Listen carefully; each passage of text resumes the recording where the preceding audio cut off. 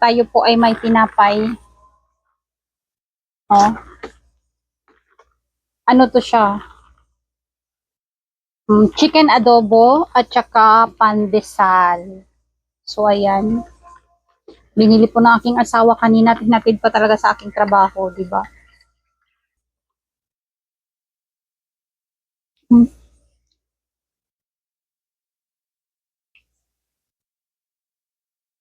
Ano to, manok na manamis-namis. Masarap siya. Bet namin to. Favorite namin to mag-asawa.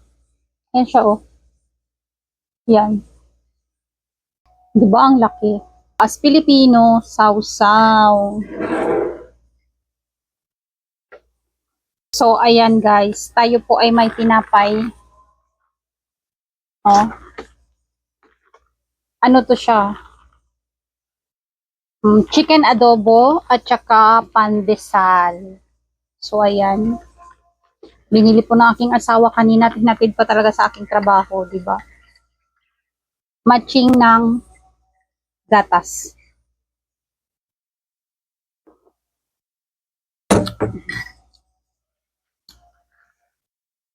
Ngayon lang ulit nakakain ng Filipino na tinapay. Matagal-tagal din hindi nakakain ng Filipino na tinapay.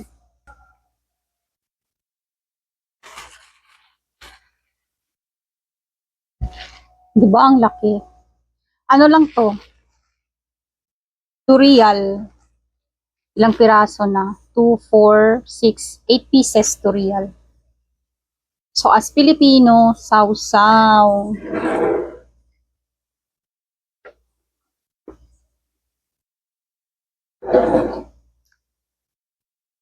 Habang tayo nagluluto, kain muna. Okay to. Hindi siya masyadong matamis. Minsan kasi ang ganito, sobrang tamis eh. Gutom na kanina pa.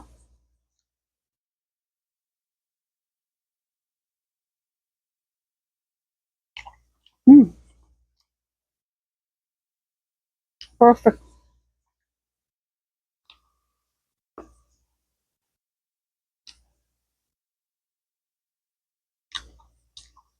Sa ano to binili? Sa Kabayan Super Hypermarket.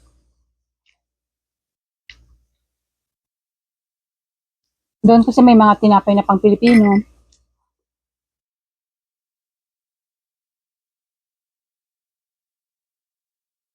Dito sa area namin wala kasi. Hanap mo lang dito mga sliced bread na pang ibang lahi. Parata, ganyan, mga kubus.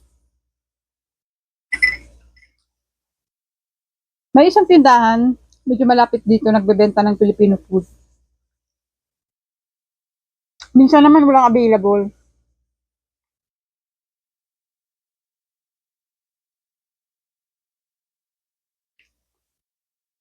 Wow, sold.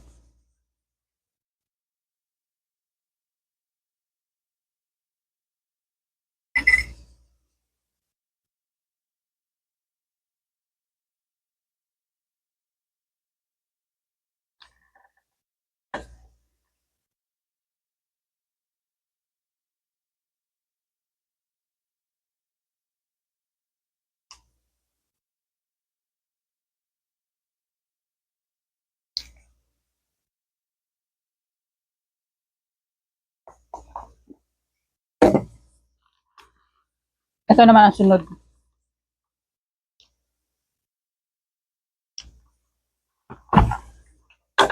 Chicken asado.